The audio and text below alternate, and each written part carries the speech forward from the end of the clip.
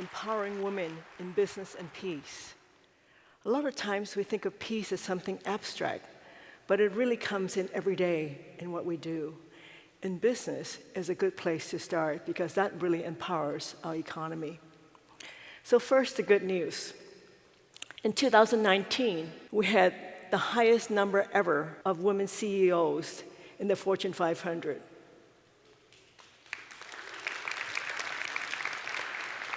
That's a sparkling 33 out of 500. But if we compare it to the year before, when there's only 24, that seems like a significant increase. But if you looked at the year before that, it was 32. So we haven't really made that much progress, but we are making some progress. But let's look at it another way. If you looked at how many women CEOs there are in the Fortune 500 compared to the number of men CEOs who are named John, it's almost the same number. Let's look at it another way. There's 5.3 million men in the United States called John. Now remember, this is a global ranking, so it's not just the United States, but we're just using the United States because we're based here right now. And there's 162 million women in the United States. So is there an issue here about representation? And how can we make a difference? Because obviously, there cannot be peace if there's no equity and equality. So, but why else is this important?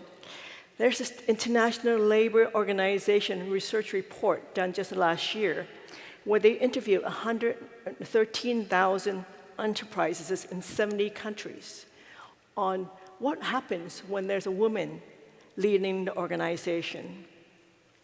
First, there's improved business performance and profit. There's increased innovation, creativity, and openness. Greater talent retention, recruitment advantage. Also, it boosts the organization's reputation, and it enhances vendors, clients, and community relationships. And also, it shows better environmental results. And as we can all recognize, it uses all available talent. When you use only half the possibilities of your resources, you're obviously missing out a lot. And most importantly, when we use all the available talent to their full potential, are we able to have everybody's perspective, and only then can we truly have peace. But what are the barriers to entry? Why is it such an issue around the world to having women in leadership positions? And I'll just list some of the most obvious ones. It's just the existing organizational and societal culture. It's not been done, so how do we break the cycle? Another one is the status quo of hiring. Like hires like. So whoever's already in the hierarchy looks for people like themselves. And that promotes the same thing. That's why maybe even the John hires another John. There's no mandate. There's no official mandate for hiring and promoting diversity. And there's no measurable accountability or consequences.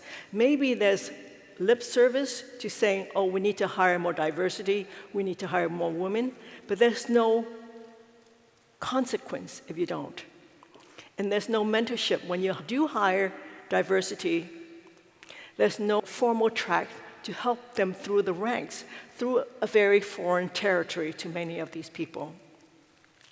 And there's the proverbial glass ceiling, where it seems like that women and people of diversity get to a certain level, and they never seem to break above it because of existing biases again. But then another thing that's not talked about as much are glass walls. Glass walls are when women and people of diversity are slotted into different areas where they are assigned and they stay in that area. They do not get the breadth of experience that's needed in upper level management, and they are also usually assigned into areas where there's no bottom line responsibility, so that there's no measurable index of how well they do. And also, one that really particularly impacts women is there are very inflexible work hours and travel demands. And in the current culture all over the world, women, no matter what their job, have to come home and are expected to also do the domestic work. So it makes it very difficult for most women to really be able to advance when there's no consideration for childcare, for all the other domestic duties that happen.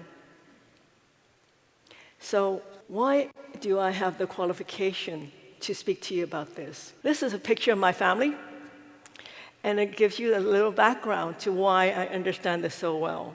Because I was born in a traditional Chinese family in Hong Kong, I was the second daughter to be followed very quickly by the birth of 3 younger brothers. This is what we in marketing and in management call poor positioning. Because my parents, although they're quite wealthy actually, did not want another girl. And to be followed and reminded quite quickly by the birth of 3 younger brothers, I was frequently abused and told that I was worth less than dirt, or a poor excuse for pregnancy. This is not building self-esteem. This is not helping me grow to be able to achieve anything. And at age 7, my parents gave me away to my aunt and uncle who had no children, hoping that they would take away this unwanted child. I moved to the country in a place called Tai Po, which is a fishing area at the time. And there I learned to play with the other fisher children. Play is really a loose term because I learned something that we all have a name for now called child labor, where I assembled plastic flowers and I embroidered the background of these needlepoint handbags. Still, life was not so bad because I wasn't being told I was worthless and I wasn't being physically abused. So I spent the next few years of my life here, and then at age 11, my aunt and uncle had their first child. It was a boy. So I was shipped back to my parents because, again, they did not need a girl. So what did I learn through this process? I learned, first of all, that hard work pays because, as you can tell, to assemble 100 stems of plastic flowers for $1 is not exactly shining, huge income, but hard work paid. And not to question authority. As basic decision as who I reported to, if you will, or who took care of me since I was still a child, was not up to me. The decision was made for me, so don't question authority. And that's also an upper limit to how much a person can rise in life. Now, if I still believe these things, would I be talking to you now?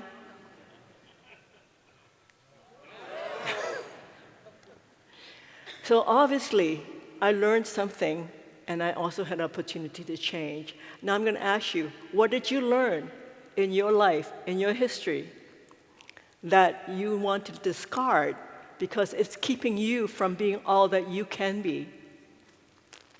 So moving back to Kowloon, where my parents are, a very different world from where I was living with my aunt and uncle. My parents sent me to a very famous, actually, very good private school because Lord forbid that they would have a child that was not well educated. So there I met my first life-defining friend. Her name was Rebecca. She was a classmate of mine, but more than that, she was a scholarship student.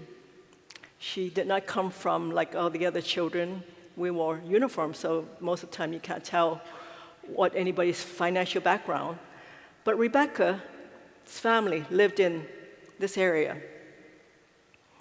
Very congested, very crowded, and she and her whole family of 5, father, mother, brother, sister, and herself, shared a room with 2 other families and a bathroom and a kitchen with them too. And the front of this tiny apartment was made into a store so they can eke more money out of this place.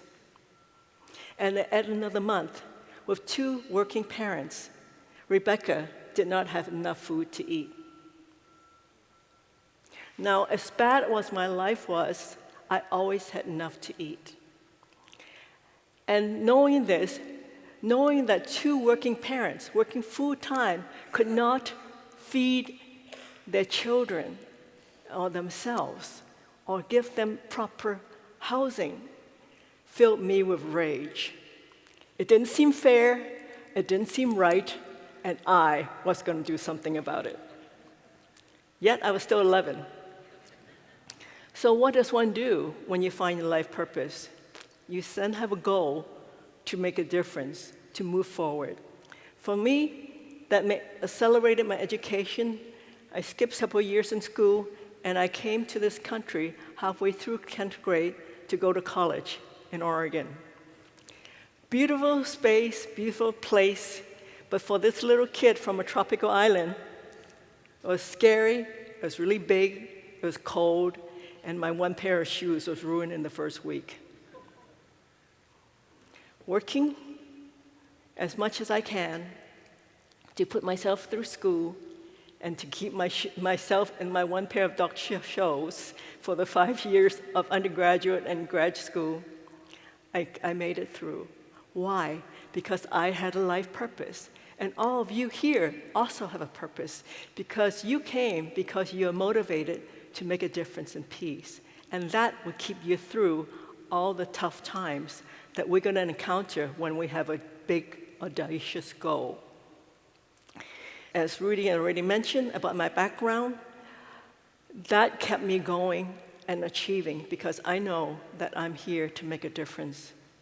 That life purpose that we have is the north point of your personal and professional compass, as well as your company's compass. So when you have that life purpose, you can guide and navigate from wherever you are to where you need to go.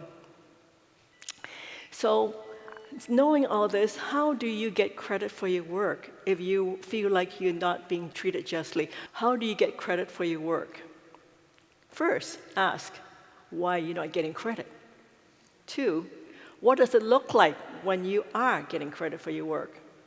3, identify your communication strengths. There's some people who are very good at coming back with a fast answer, coming back with the exact response. And there are yet others who need to contemplate and think about things before they can come back with whatever thoughtful response. Understand your strengths. At the same time, understand your weakness. Work on both of them. More than that, work around them. We will never be perfect, but we can understand where we are strong, as well as where we have opportunities for growth, and deal with them. And all this also applies to everybody you're working with, everybody around you with these challenges, and you can be the mentor to support them through this. And also broaden and deepen your knowledge in your work and your industry. Because a lot of times when people do not rise up, it's because they do not have the skill set or the understanding of the bigger picture. That's up to you to get. And then who are your potential champions, internally and externally? Because a lot of times we look very narrow as to how we can advance. Are there champions outside of your particular niche that can help you? And how do you enlist them? Because it's only not just finding that you're champion. You also have to give them reason for why they should be your champion. And then what do you do to ensure that your ideas and work are recognized, considering your strengths and weaknesses? And develop strong and open relationships with supervisors, peers, and subordinates, and to establish measurable metrics. This is very important because a lot of times when we're arguing on concepts, if we have nothing to measure, then it becomes theoretical argument. But if you have measurable metrics, everything takes on a much more concrete way to move forward.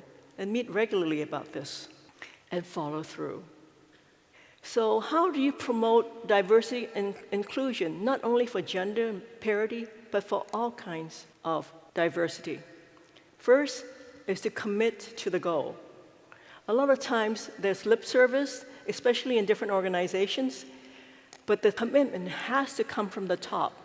Because if the top is not engaged, it doesn't happen. And then establish measurable metrics, and tie the metrics to job performance and to compensation. Because when it's something that can be measured and that's accountable, things change quickly. And then broaden your focus and discard stereotyping. A lot of times we see just the superficial about a person. Stop that and just take a little time and find out about the other person. What are they thinking, truthfully? Where is your common ground? In a lot of countries other than our country, meaning the United States, people spend time getting to know the others before they start negotiating. They may have tea, they may have meal, they may meet your family, they may talk about where you have common ground before you even get to work. That takes away the biases. A lot of times we come into a business organization or business deal and forget that that's really a human being on the other side who is wanting very much the same thing we do for themselves. And when we get to that point, things change. Expand your breadth of outreach. Where can you go? How do you go to expand past your existing cycle or circle so that you can expand and network further?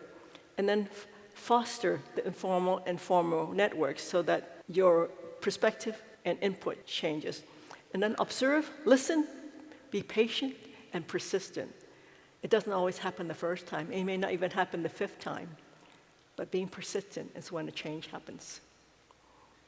And get mentors to help yourself, as well as be mentors. And mentors does not necessarily mean they have to be older and more senior. You can have a mentor in somebody who has a new leading edge concept or way of operating that you've never worked on before. And a very good example is push for legislation. And a very exciting thing happened in 2019. California put in a law that all boards of certain size of companies need to have women board members. In less than a year, 82% more women became board members.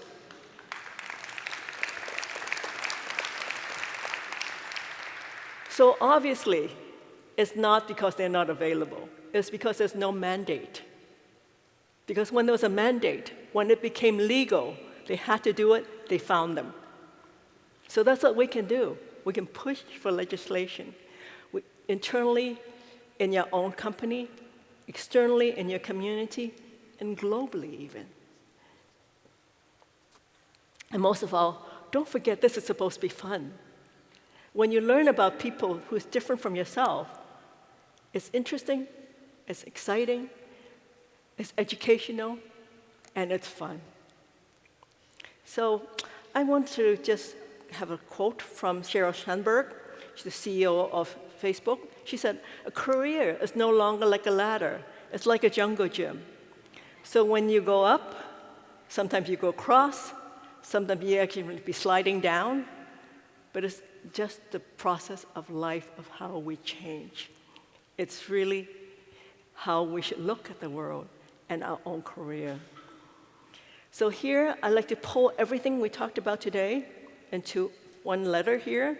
This is a Chinese character that I wrote, and it's Chinese is a pictorial language. So this word says Tai. Tai means great in Chinese, but when you break down the components, I'll explain to you, but I need all your cooperation. That means you all have to get up. This is not going to hurt. Please all stand up. So the word is Tai. If you look, just took the two long lines, the long, slopey line to your left and the line to the right. If you have those two lines, the word is human. When you add this long stroke across the top, the word becomes big. When you add the dot in the middle, the word becomes great. So why I'm making you stand up? Because we're going to dance this together. And so take your hand, either hand will do because we're going to use both eventually. So you take your hand, you're going to reach up to the sky, and what you're going to reach for is the biggest, most powerful energy you know. God, Buddha, Muhammad, whatever is, or nothing if you're an atheist. doesn't matter. Just pull up that power, the biggest power you know, and you pull it, and you're going to bring it down through your body, and you're going to ground it on that side. And then you're going to take your other hand, whichever one you didn't use before, and you can go up and pull it down again, that greatest power you know, through your body and ground it to the other side. And when you have the heavens, the biggest power, through your body and ground to the earth, so you integrate it from heaven and earth, you're human. When you open your arms wide, you embrace all these nice people, as well as the whole world, you become pretty big. But only when you give back, by pulling everything of yours and your life purpose, and to give back to the world in peace, are you great. We're going to do it one more time. Pull that biggest power you know, through your body, grounding onto one side. We're going to do it on the other side. Don't hit your neighbor. Hello, human beings. Embrace the whole world. And then take from your life purpose and peace and give back. Thank you.